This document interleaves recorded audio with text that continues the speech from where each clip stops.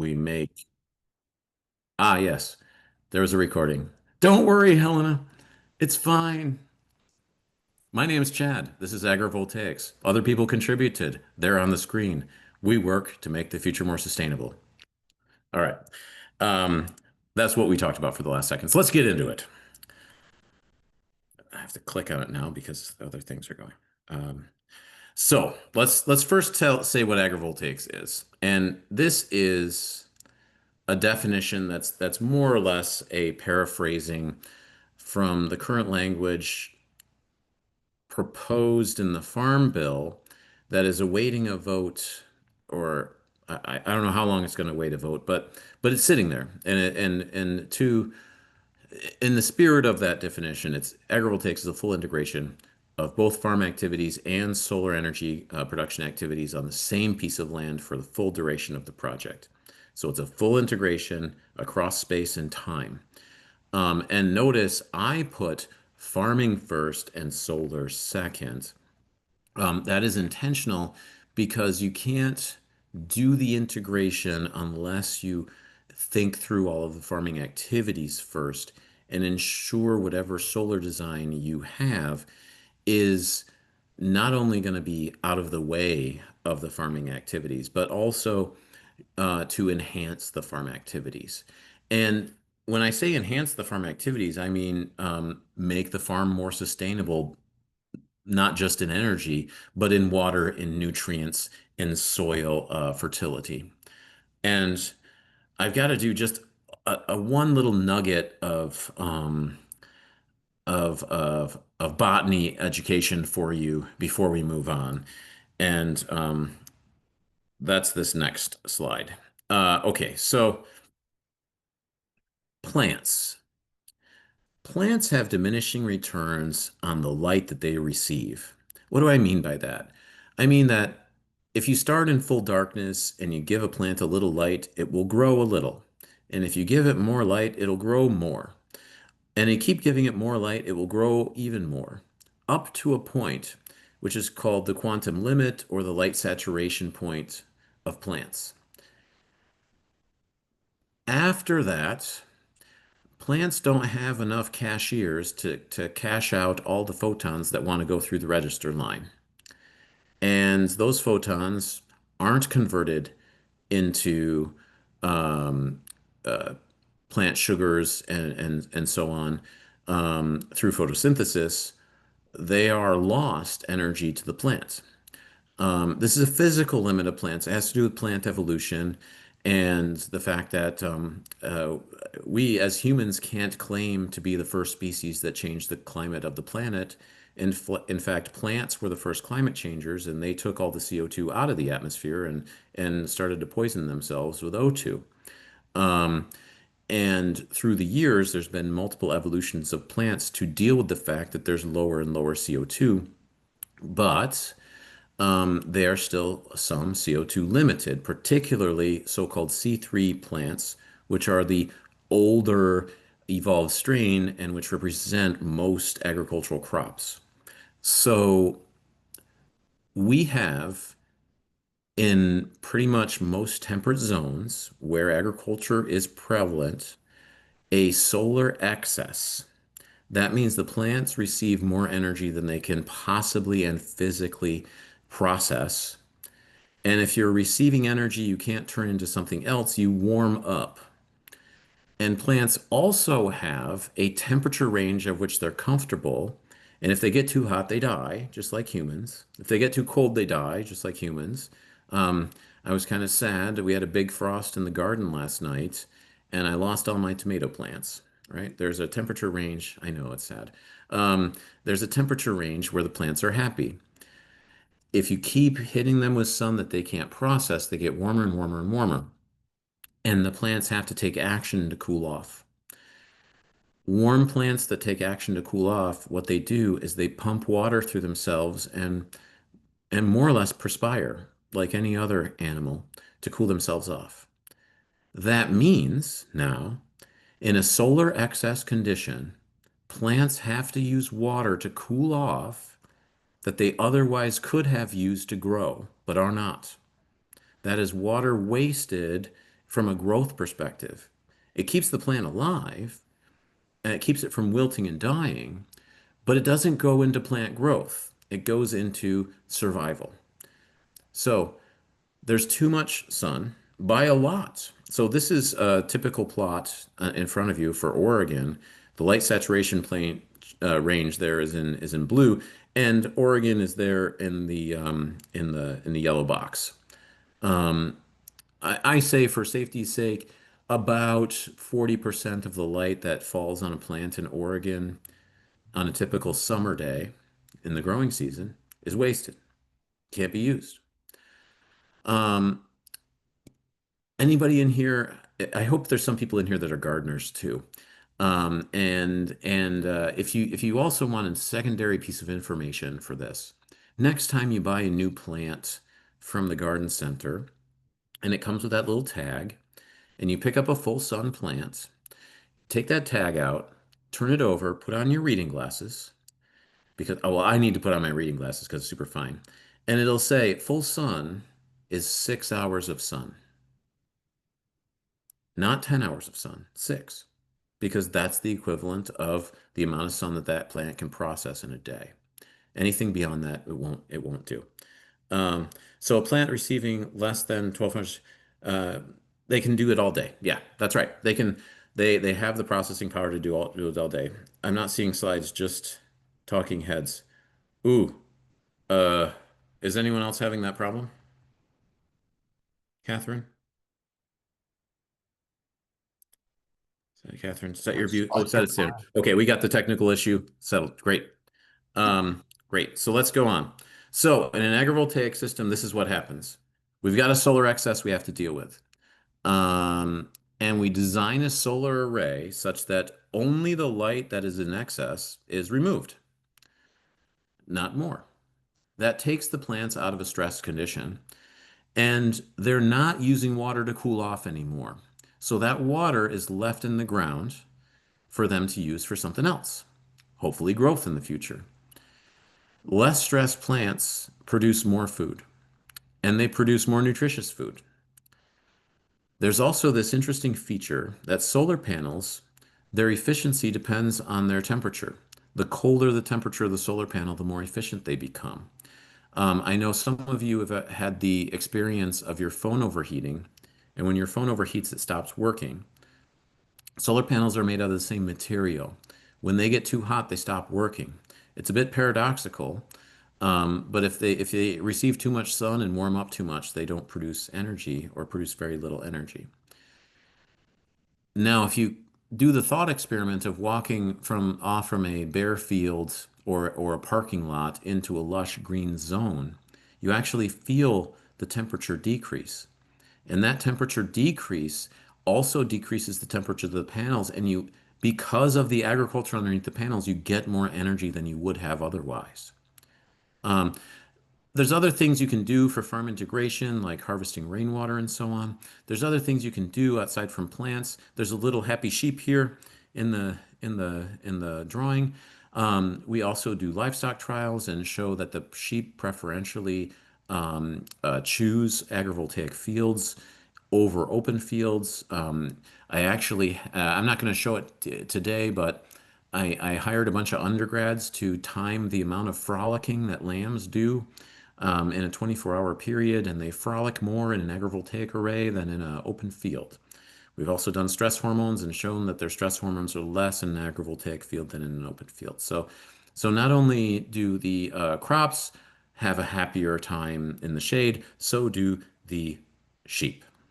Okay, so that's the overall. What I want to do in this talk, because we have a limited time, I want to step through each one of these points: more water, more food, more energy. And we're going to talk about each one of these points independently, show some evidence for each one, so it's not just me talking. And then we'll talk about how to accomplish this and what systems can look like in the United States. All right, so water. Here we are. This is a plot of soil water during a growing season in a shaded and unshaded zone. The blue and the gray up top have water all season. Those are the shaded places. Blue is deep shade. Gray is partially shaded. The green and the red, and I apologize if anybody is colorblind, the red is the triangles and the green is the dotted line with no symbols, are unshaded places. They deplete water much more quickly throughout the season and, in fact, go below about zero point 0.7, which is where the plants die. So what happened in this field is around day 65, 70, the plants in the full sun died because they ran out of water. And the plants in the agrivoltaic system continued to grow and thrive throughout the rest of the season. This is this is the power of taking away the light stress, having the impact on the water being more available through the season, particularly relevant for dryland farming. Okay, we'll talk about irrigated farming later in the talk. This is a dryland site. There is a little bit interesting nuance here, is that the red is actually in the solar array, but a zone in the solar array that's always in sun, that gets no shade. Um, and the and the green is in the control where there's no solar array. And actually, it dries out faster in the solar array where where there's full sun. We actually did a deep analysis of this, um, and figured out why. It has to do with how the solar panels redirect long wave energy, so infrared light in the solar field. So we can explain that difference. And so there are areas of the solar array, if they're not getting shaded, where we actually create drier spots. So here's a note for solar design is that you want to make sure the shade dances over the surface so you don't have areas that are always in the sun because they'll dry out faster. Um, Actually stresses plants more and removing excess with solar panel shade is helpful. Yes, there we go. Oh, that was the summary. Thanks. Sorry, I'm an engineer, so I'm gonna put an equation up. If you want to gloss over for a second, that's fine. Just I'll snap my fingers and I'll get you back. We understand this enough to predict how much water is saved based on the shading fraction. So that's the amount of water you save.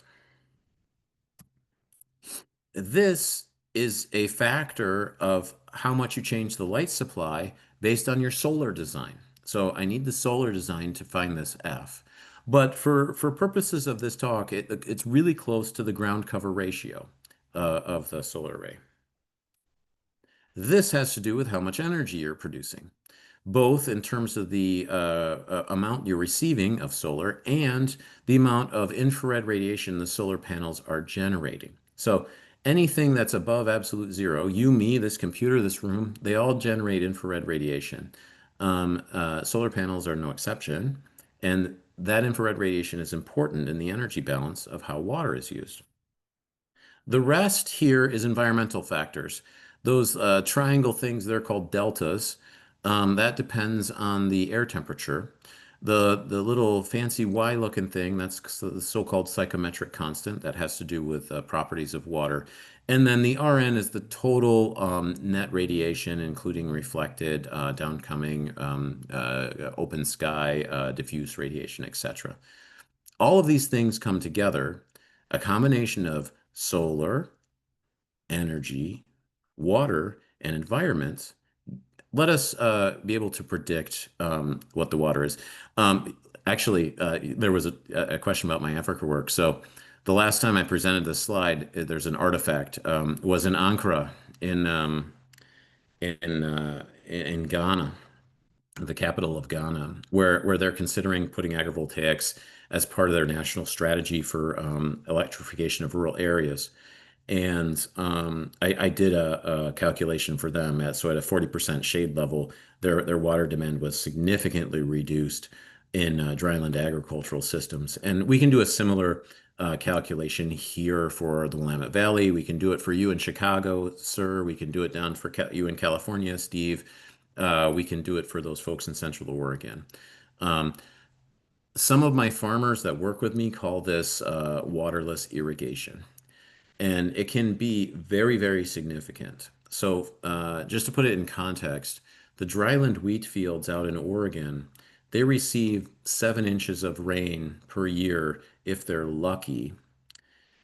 And a 40% ground cover ratio gives them the equivalent of 5 extra inches of rain. So for them, it goes from 7 to 12 inches of rain, which is a equivalent, which is a tremendous increase in their ability to grow different crops and not rely on a monoculture out there. So, um, as you get to these drier areas, these waterless irrigations can become very significant in terms of improving crop yields. Okay, so there you go. Here's a plot of the American West in terms of where we expect these benefits to be the most. Um, how does it apply to crops? Exactly the same. I have to adjust it by the leaf area index. That's it. Um, you see Oregon and Washington there, we have some bad spots. And bad is a relative term. That means we don't expect large water savings because we got too much water in those spots anyways. Um, and white means it's so dry that we couldn't make it work unless we irrigated. And blue is where we can make it work and where there's benefits. So down in California, you see some of the most rich and productive agricultural lands are the places where this would be most productive. Here in Oregon, the Willamette Valley is deep blue, as well as up the valley in between, east of the west of the Cascades, and east of the coastal range. And then you get into, past Idaho, and up in Idaho, you got some great spots. Basically, it's a cornucopia of great places to do agrivoltaics here in the American West. Cool. So that was the water. Let's talk about yields. And you can't really disentangle water from yields. I'll try. I'll try to disentangle it for you, but you already hopefully see the connection that if you're water limited and you leave more water in the ground, you're going to bump up yields, right? And that's where you're going to see the biggest increase in agricultural production. Um, and that's where my personal record was set. So this was my personal record for increasing yields in an agrivoltaic field. We increased yields by 98% relative to the control in this instance. It's a dryland situation in a time of very dry conditions here in Oregon. So that water relief for those crops basically got us double yield because all of the water that was going to cool off those plants in the control went to growth in the shaded area. So we got double there.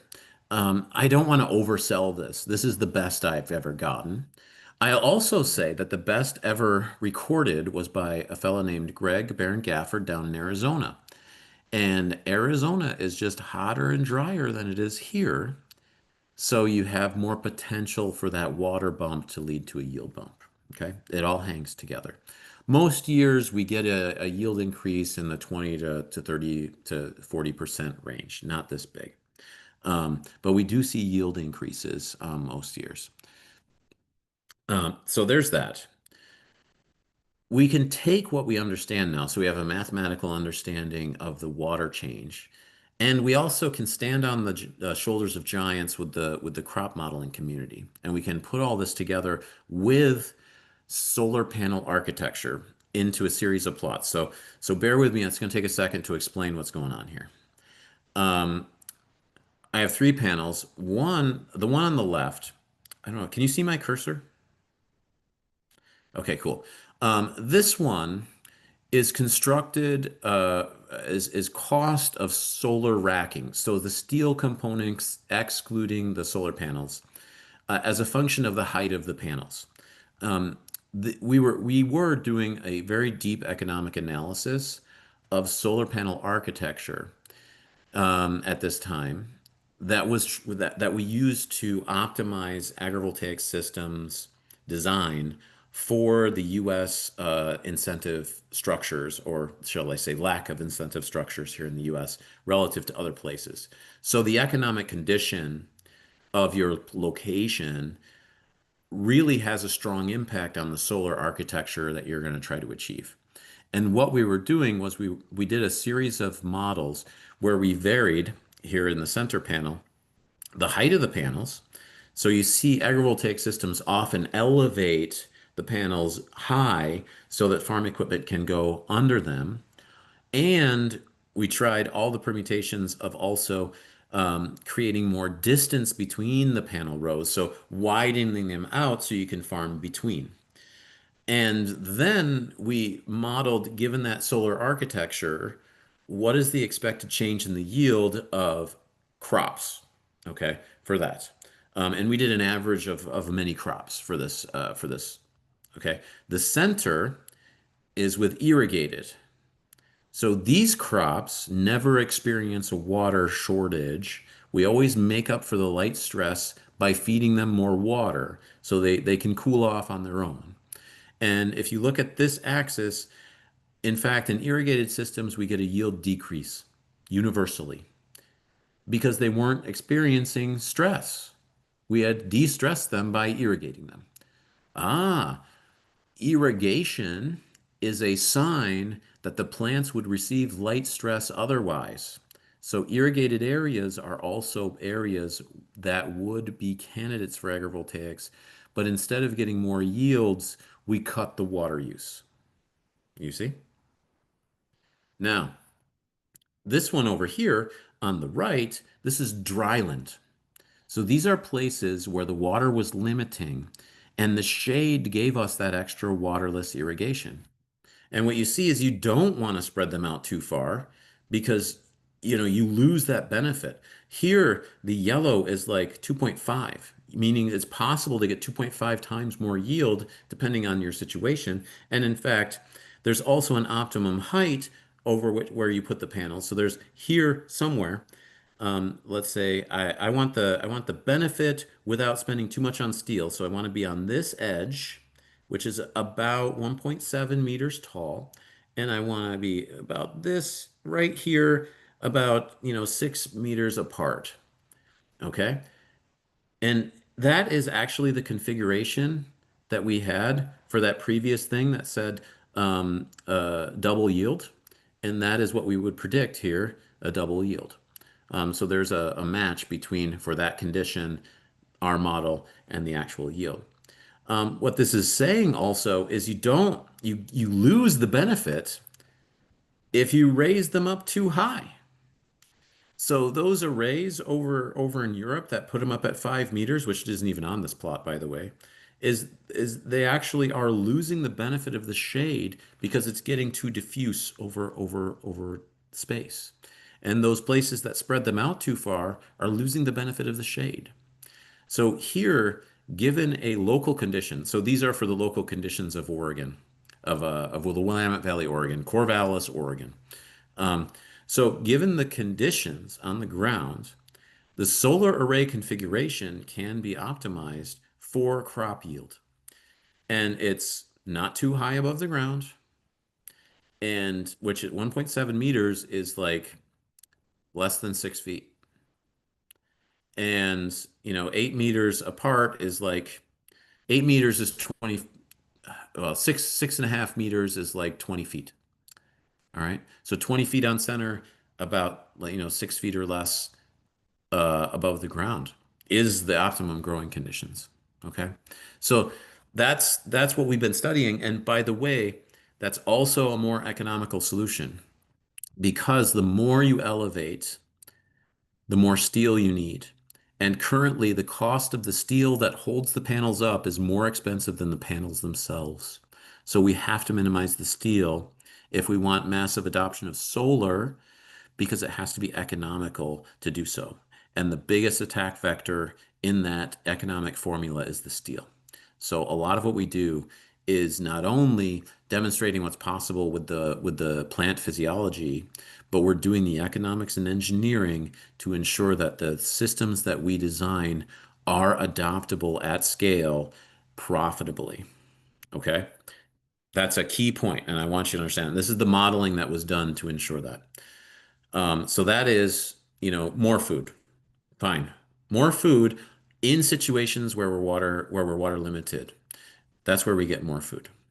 Okay. Now let's look at more energy.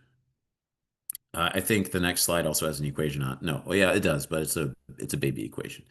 Um, I mentioned in the beginning that solar panels, energy efficiency depends on um, the temperature of the panel.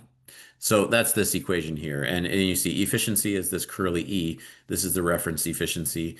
This is one. A is basically a fitting coefficient. T panel here, TP is not toilet paper, that's temperature of the panel. And reference temperature is 25 Celsius. All right.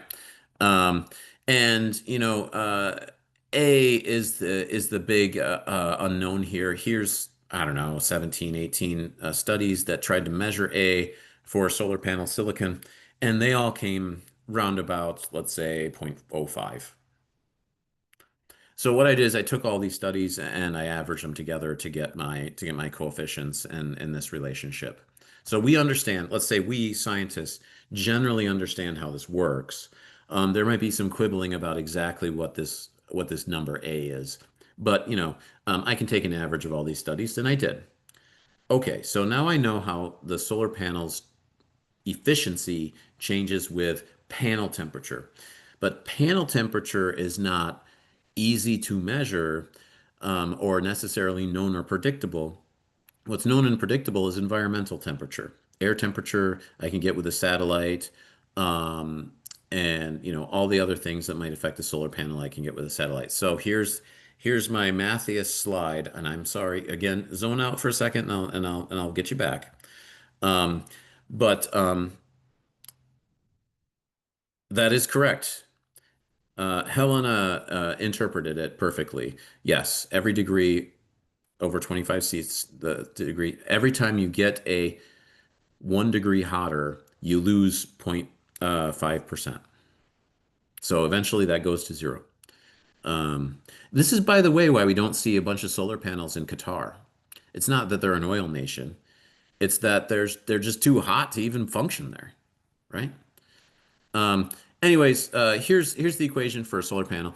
If you've heard of the first law of thermodynamics, what I did is I adapted the first law of thermodynamics to the particular situation of a solar panel. I kept track of all the energy flows of a solar panel, including its electricity, the incoming sun, the reflected sun, the sky view factor, the ground view factor, the cooling because air blows over it, um, the long wave infrared radiation production and absorption, all of it. That's the equation there on the left. And it's kind of nasty. I can't solve that by hand. This is above my ability to solve by hand. For those of math geeks out there, there's a 1/7 power here, there's a fourth power, and there's a 4/5 power here. So I have to find the roots of this equation. I can say we analyzed it pretty deeply, and it's a well-behaved equation with a single real root. So there is a clear solution to this problem. You just have to solve it with a computer, which we did. Note that the inputs to this equation are properties of the solar panel, which is here, radiation, sunlight. We can get that with a satellite. Air temperature. We can get that with the satellite data. Humidity. We can get that with a satellite. And wind speed. We can get that with a satellite. So all of the data I need to evaluate this equation are satellite available for everywhere on Earth. So Elnaz there, Hassanpour, who's the main author of this, took this equation, got satellite data for every place on Earth, and applied what the average, median, and range of solar panel efficiency would be if you put one there. And then all of the land on Earth is also classified as a certain land use type. It can either be, so croplands is one land use type, grasslands is another, ice and snow is one, barren lands and deserts is one, permanent wetlands is one. All right. And I think there's like 15 different land use classifications on Earth. So we just ranked classifications of best places to put solar panels for energy production on Earth based on the first law of thermodynamics and this. Oh, well, first you got this. Sorry. First, you got to believe me that this is true. So, first thing we did actually was we went to a bunch of solar panels, measured these environmental conditions, measured the output of the solar array, and verified that this actually works. So, So we have here temperature. The hotter it gets, the less efficient the panels get. So we have that nice linear behavior with with the blue field. That's our theoretical prediction, and then the box and whiskers are our actual data from measured solar arrays around here. That makes sense. Colder temperatures means hotter panels. Here, wind speed from 0 to a gentle breeze increases the efficiency of solar panels.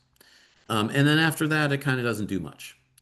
And if you think about your own personal experience, if you're in an oppressively hot situation that where there's no wind versus a light breeze, that's a really different feeling. You feel cooler.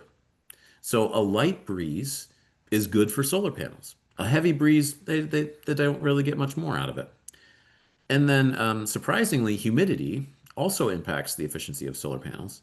So the more humid it is, the worse off the solar panels are. And we actually had a stronger signal in our data, our actual measurements of real solar arrays, than in the theoretical prediction from the first law. So cool temperatures with a light breeze and low humidity are where solar panels are happy. I could say that about humans or other things. That's where they're the most efficient. Okay, now we're classifying. So this, I took this and was like, okay, this is good enough. We're within the right range for all of these. The behavior is more or less right. Let's do it for the Earth. Can you say this to solar energy conservation? Yes. Yeah, the first law applies to everything in the universe.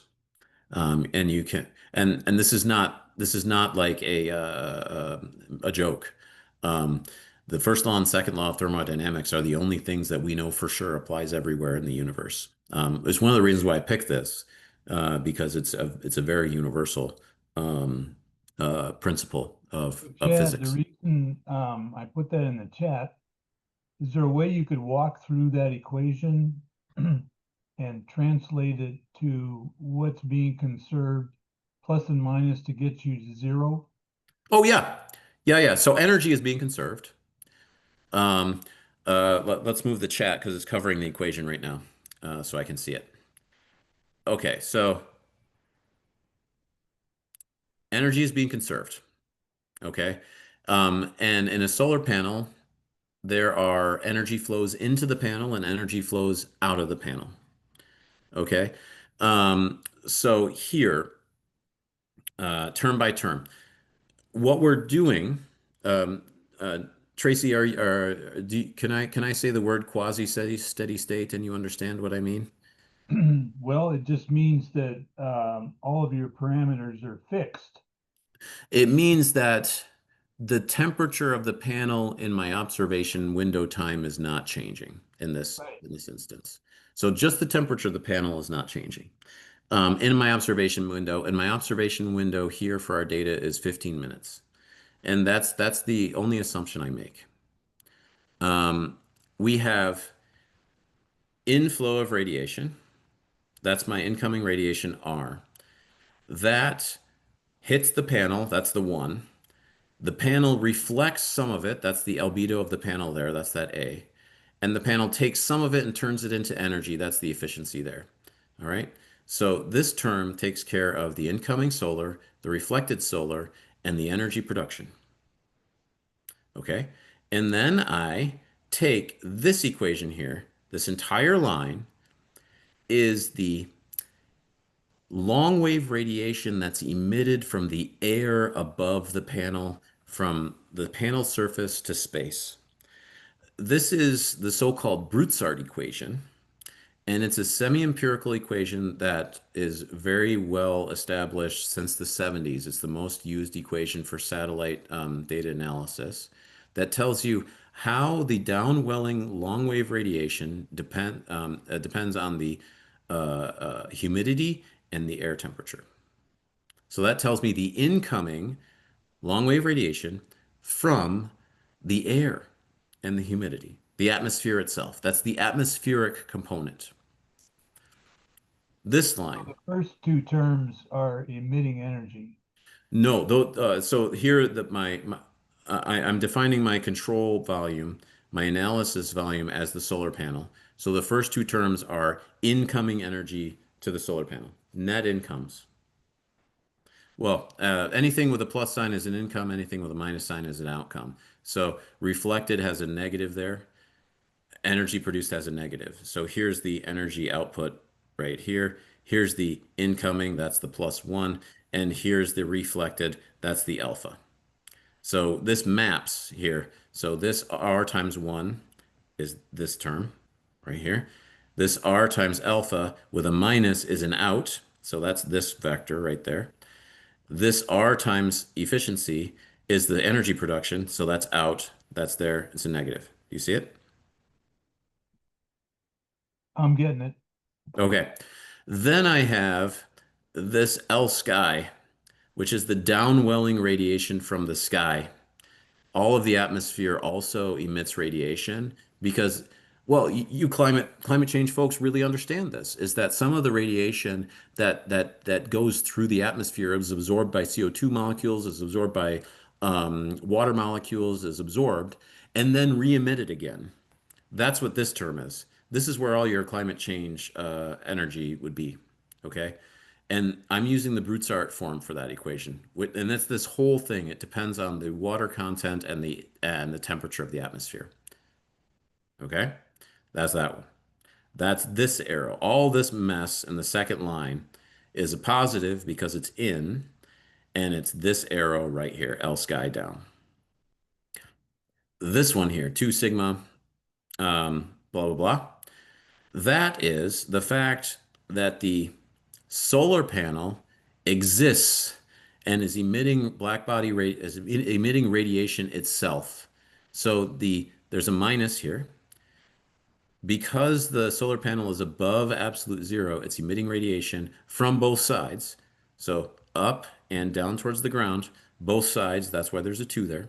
And the rest of this is the equation for the magnitude of the amount of radiation in this arrow right here, the long wave radiation out. And also notice we have short waves in here, long waves in here. Okay, so we've got this vector now, and that vector because goes both up and down. That's that one. This line right here tells me how this is connected to the air. As air blows over it, there's a fluid mechanics boundary layer that's formed. And that fluid mechanics boundary layer necessarily changes or contributes to a heat flux, a heat flow from the surface. You feel this when you're in a breezy spot. The faster the wind, the more connection there is. This is the Ashram data form for that equation, and it has to do with the panel properties, the wind speed, and the size of the panel. Here. Okay, this is a fluid mechanics equation, and it's on both sides, so there's a 2. This is the air thermodynamic properties, this K air. L panel, that should be a length panel. That's a typo. That should be a capital L. That's the same L there. And then this is the wind speed. And if you actually recognize um, this collection, velocity times length divided by, and that's viscosity there, that V. That's the so-called Reynolds number of the flow. So the Reynolds number of the flow determines how much heat is extracted from the panel by the wind around it. And there's a 2 both sides. That's this Q convection up and down. Okay. And then here, oh, sorry, that continues on. And it's this whole ass thing until the end. There you go. That's all the arrows here. So all the heat flows are accounted for in a 15-minute section, and those contribute to the resultant temperature of the solar panel at the end of those 15 minutes. Well, a trick question. Has anybody built an environmental lab and truth tested the equation? I did with outside in the real world, where we measured the solar panel production, the efficiency, and all of these terms. And it's not perfect, but it's within an acceptable margin for me. 20%, 10%. We can do a more detailed test, and I think someone should.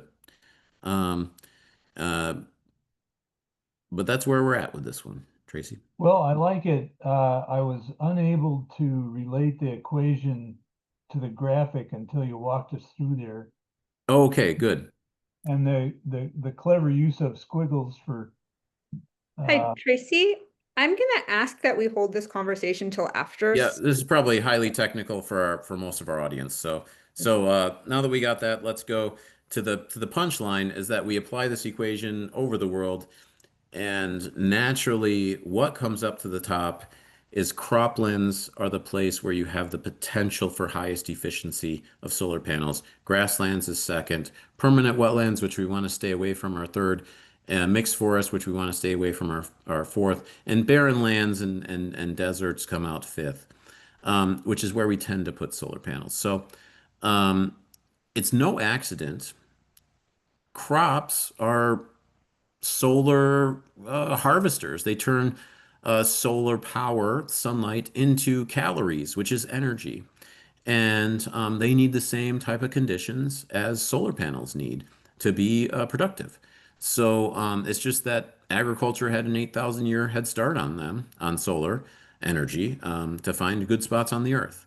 And this also further confirms that the ecosystem services that crops can provide to solar panels have potential to do that. So that was a cool paper that we came out with, and it was a bit heavy math. And thanks, Tracy, for pushing me on that. If the folks didn't understand, they at least saw that I knew what everything was, and not trying to BS my way through this thing. Um, so that's the full picture. So now I hope you have a basic understanding of the plant, light, water, energy nexus, that by taking away solar excess, you leave more water in the soil. That lets plants who are stressed grow more. And then there's this connection from the plants to more solar energy. I'm not going to talk about the rainwater runoff. That should be pretty obvious. But I have a collaborator that I'm working with to create groundwater, deep groundwater well recharge from solar arrays to raise the water table in some of our groundwater impoverished areas. Great. So how do we do this? You probably, if you're an agrivoltaics aficionado, you might have Googled around and seen pictures of agrivoltaic systems. Before I get into that, I want to talk about the fact that these systems have to go somewhere.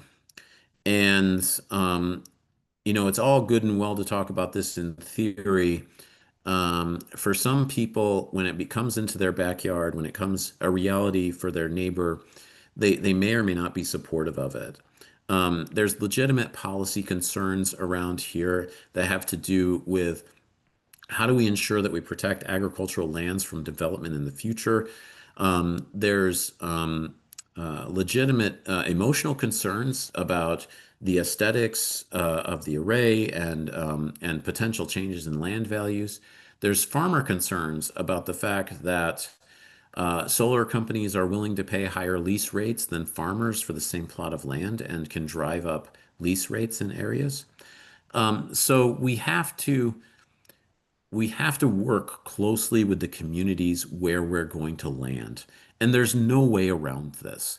I say you have to be of the community, not above the community.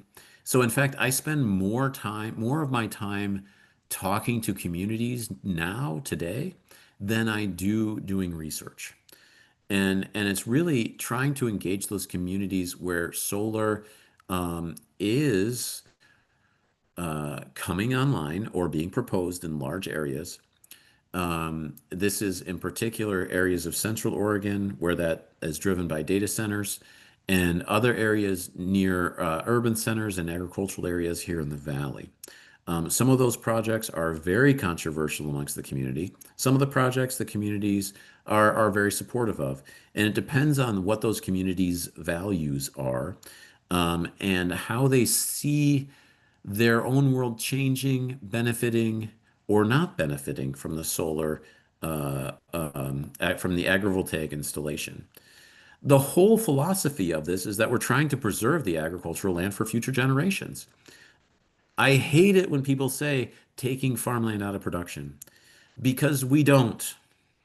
We still farm it. And in fact, we get higher yields and higher value crops because we're better using the water resource. Um, but there is still a lot of folks out there that think solar takes um, ag fields out of production, and it can. A shitty solar array that is totally focused and entirely focused on a profit of selling electricity at the expense of everything else will make decisions that preclude land access and take that land out of condition, out of production. Whereas a well-designed and thoughtful solar array that doesn't cost much more, we're talking less than 1% more, will allow 95% of the land to be fully accessible with machinery and have increased yields on those lands. For me, the other reason to get out of the communities is to talk to people and educate them so that that 1% profit difference um, is understood what you're losing for that extra money. And it's not much more money, but there is a little difference, and we'll talk about it. Um, so you really got to work with farmers from the onset. You got to understand the farmer system, and and you got to understand what their needs are. I will stand proud in support of farmers. I'm a farmer myself. In fact, it's dark now, but my harvest crew was out in my hazelnut field today, and I could hear them in the background harvesting the nuts. Um, I think farming is one of the most noble professions out there, and I do everything I can to support farmers. And anyways, this is where I hope to begin. So let's first acknowledge the fact that we've got to be part of a community, and we have to integrate not only into the farm, but that integration extends beyond the fence line of the farm and into the broader community. Here's some pictures of what these systems can look like. Here's an elevated, spread out example. We know from our modeling that this system, we're probably, at least for Oregon climates, we're not going to harvest the full potential of extra yields from an array that looks like this because it's highly spread out and it's highly elevated. It's also very expensive. So let's look at some other ones. Here's a bunch of others from on the left to the simplest to on the right, the most complicated, um, interwoven. So these are low and spread apart. Dispersed is when you have these posts and you sort of sprinkle them about the field. There's a good example for anyone that lives near Portland of dispersed. There's a farm called Our Table Farms in Sherwood.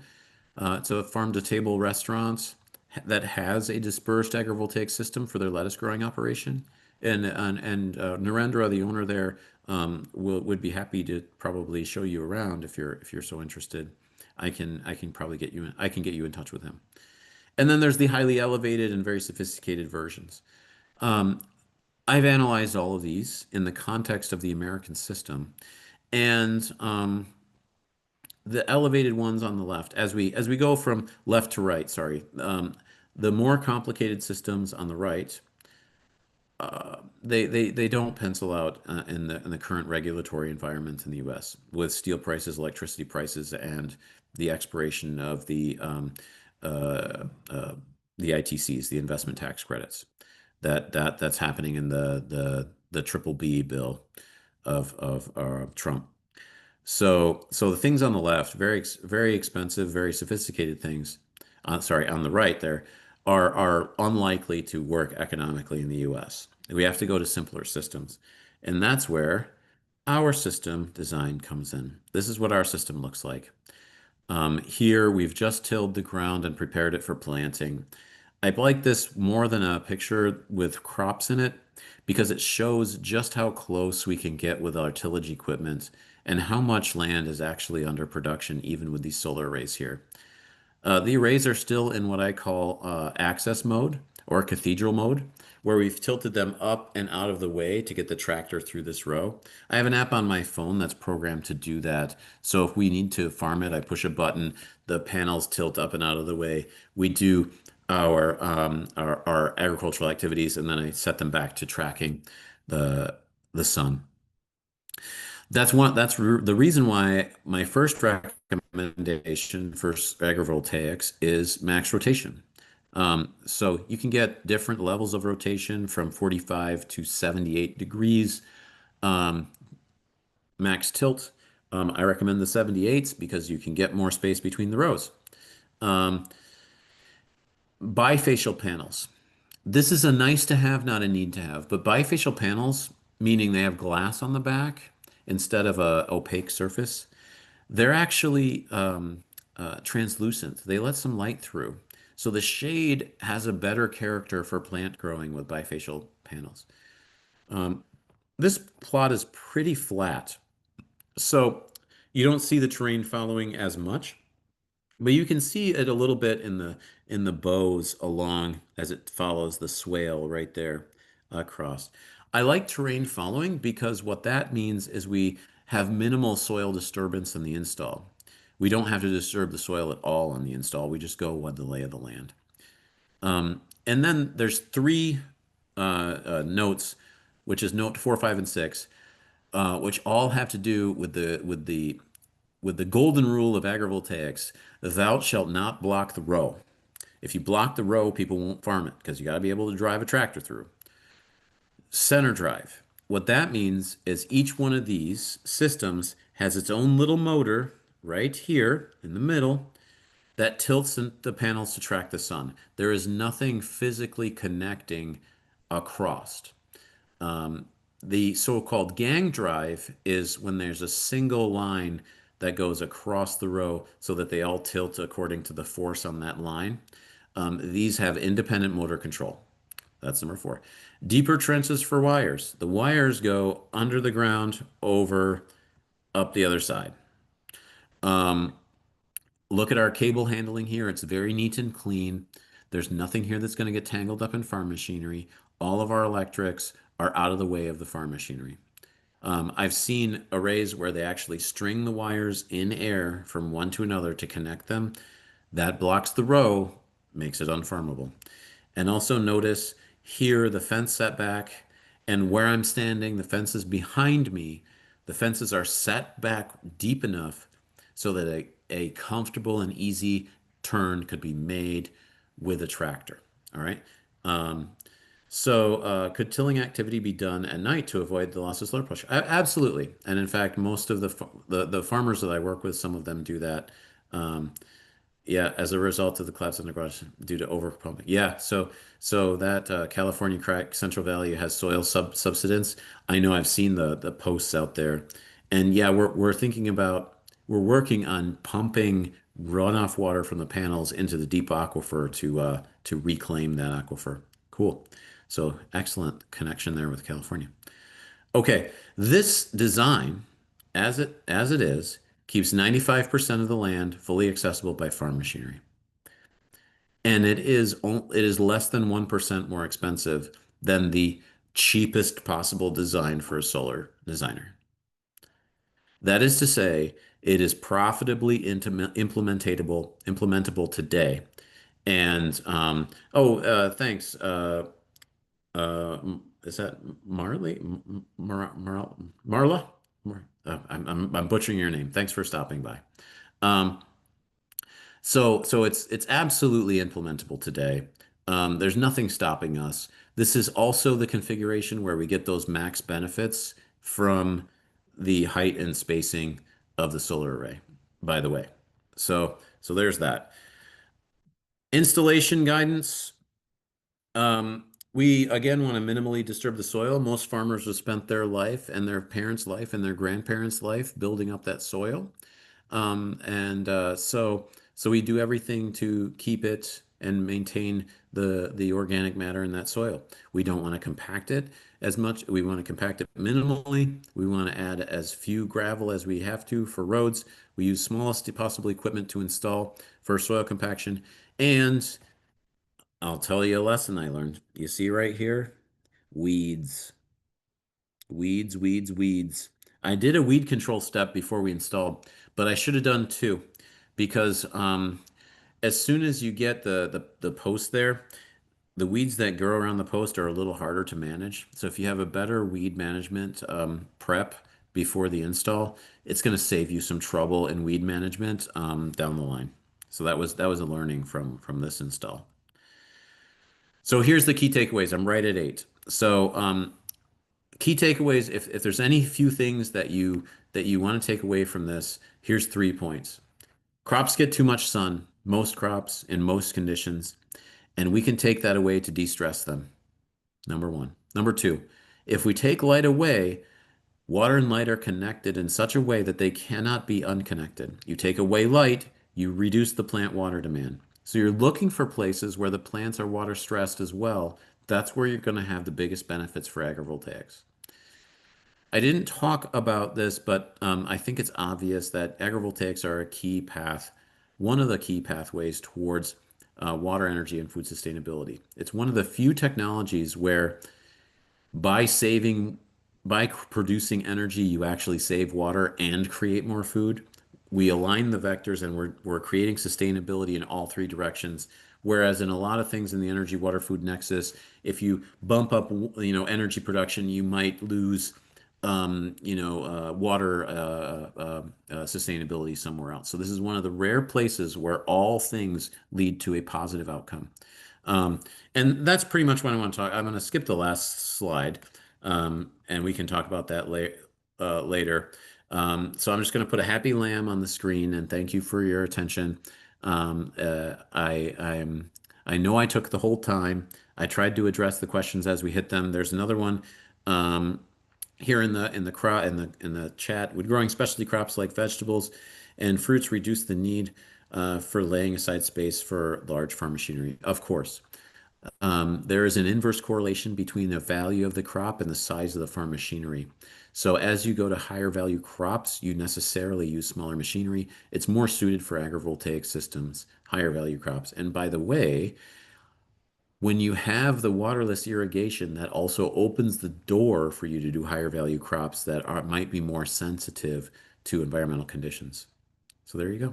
Yeah, agreed. Really interesting. Thank you for sharing your work with us. I look forward to seeing growing impact measures. Thank you so much, Chris. I appreciate your kind words there. Yeah, thank you so much. This was a fantastic presentation. Super interesting. Yeah, Chad, could you put your email in the chat? Because I'd Oh, yep. Hold on. like to send you an exchange I've had with a California legislator on this. All right. Yeah. So, Stephen, I'm actually going to be down in Davis, Sacramento area early November. There's an agrivoltaics meeting there on the campus at Davis. It has a weird name. It's called like the German American Agrivoltaics thing. It's on the UC Davis campus. Good. But yeah, there's my email, agrivoltaics@oregonstate.edu. Um, Great, thank you. there you go. And that'll get to me and all of my team as well. So sometimes I'm busy or traveling. That one's more reliable, so that someone will get to you. Great, thank you. Thank you Oh, so thank much, you Chad. so much, Lynn. Yeah. Yeah, this was very inspiring and really fascinating. Yeah. So if you'll indulge me for like 2 more minutes, Of I would course. love to take to for one final takeaway. Um, I am probably one of the most optimistic scientists for the future that you'll meet. Um, and that's because one of the papers I did, it's called The Pathway to Sustainable Agriculture. We studied 20 million possible scenarios for the future of Earth based on the adoption of various technologies and those technological impacts on resources, including energy needs, water demands, and food production. And first, we asked the question like, what are we going to run out of first, and then what do we do? How do we do that? And through those 20 million scenarios, there were a handful that lead us to a sustainable future. Um, and and it's a low amount of the 20 million. All right, it's not many of them, but believe it or not, we're on one of them. And the key is adopting sensible ways to do renewable energy at scale. And agrivoltaics is one of the ways to get us there. And in fact, I would dare say that given the current federal restrictions and the safe harbor clause in the BBB on solar energy, agrivoltaics may be one of the few ways where we can get this scale of energy production needed, and at the same time shift ag sustainability and water sustainability in meaningful ways. So I see a future where this, like, I can see it. I understand how it can work. The technology exists. We can do it. It will cost $1.2 trillion, but it will pay that back in 9 years.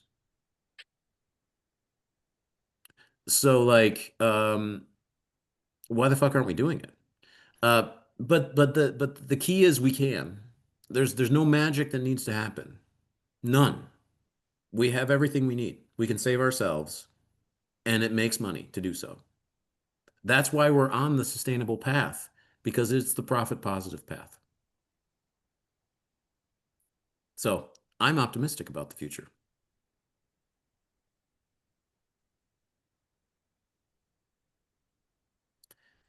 Thank you. I'll share the slides with you, of course.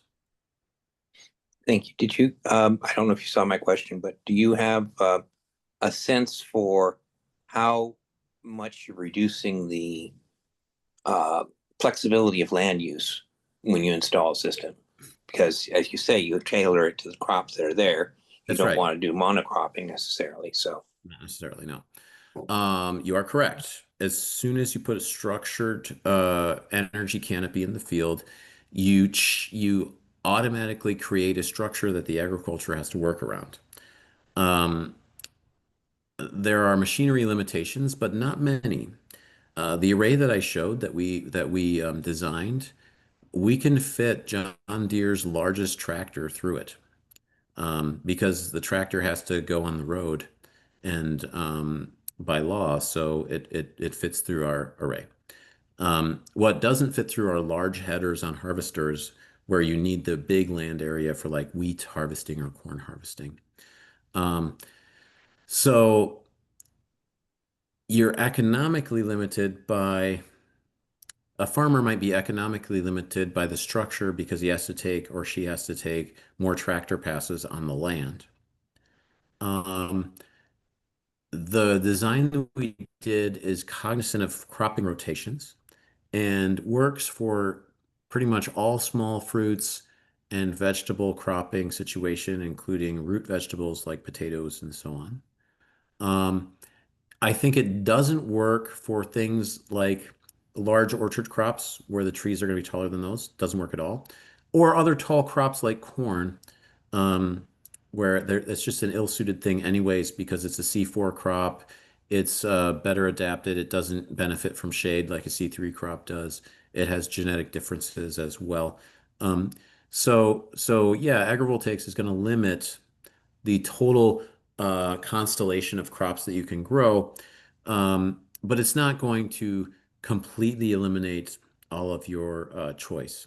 And we've successfully grown, I don't even know how many crops. The vegetables you can think of, all the nightshades, so tomatoes, peppers, eggplants, all the brassicas, so cabbage, cauliflower, broccoli, kohlrabi, pretty much all the melons. Melons do really well, actually.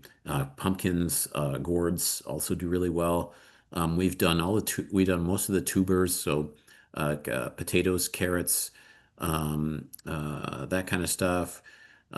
We've done the global reference crops, that's what we started with, etc.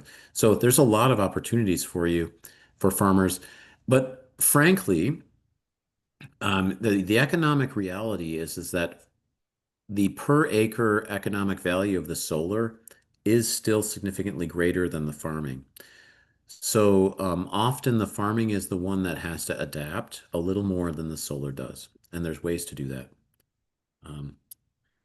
So let's see here. Grapes. Oh, yeah, already been done. I didn't do grapes, but there's a agrivoltaic vineyard in France that they're getting better quality wines from their agrivoltaics grapes. Um, yep, there's an What email. Okay, great. And yep, we'll get the video up as well. what about uh, um, commodity crops like soy or canola? Soy. Ooh, soy is a tough one. Soy will grow really well. All the legumes that we've tried have grown well. I haven't tried soy, but if I extrapolate our legumes that we've grown, they've all really done well. And particular legumes, we've gotten significant increases in protein content in those beans. So I haven't tried soy yet, but I've done a bunch of different dried beans, and they all did really, really well. Problem with soy, and I don't know. I should get out to Midwest more to really get into the corn soy rotation a little deeper. But I think the headers on the harvester are probably wider, so we'd have to take more tractor passes with the tractor and a narrower header. That would be the PETA factor for the farmer. The other thing I worry about soy is the international market, particularly with China stopping. This is the first year ever that China's bought zero soybeans from the United States, and that's having tremendous market effects. So there's other global factors around soy and canola. Canola grows like a freaking weed. Um, it's it does so well. The problem is containing it, not growing it. Again, the harvester, I can't remember the width of the harvester of that, but we'd probably have to switch to a thinner header for a standard canola field. And that would be the adaptation. And that's pretty much it. Thank you. Yeah. Chad, could you remind us again that Agrivoltaics Enterprise in Sherwood? Seems like Yes, that's called Our Table Farm in Sherwood. I'll type it in the chat. Actually, I can probably just give you a Google pin for where that is. Bear with me a second. I don't know if you want to watch me Google something, but we could do that. So as Chad is Googling, our November chapter meeting will be oceanographer Bill Gorham, if any of you would like to attend. And when Chad finishes this, we're going to have a brief chapter meeting. Any of you who would like to stay are welcome to. Otherwise, you can go ahead and sign off. And thank you so much, all of you, for attending, for your wonderful questions. And Chad, thank you for your time and expertise Of and course, yeah. optimism, because this is great. Okay, there's the farm right there. Thank you.